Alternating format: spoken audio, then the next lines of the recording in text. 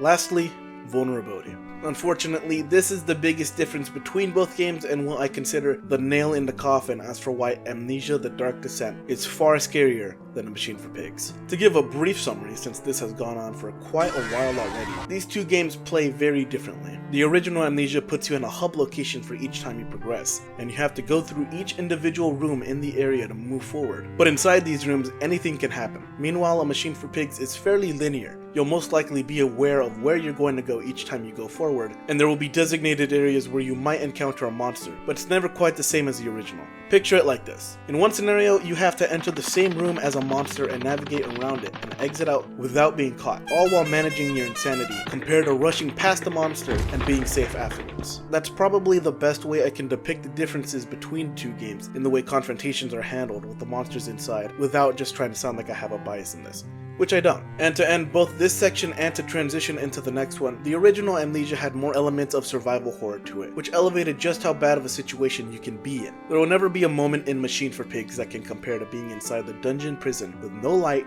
no oil, and hiding away from the monster, constantly lurking around any corner waiting for you. It still had a better story though.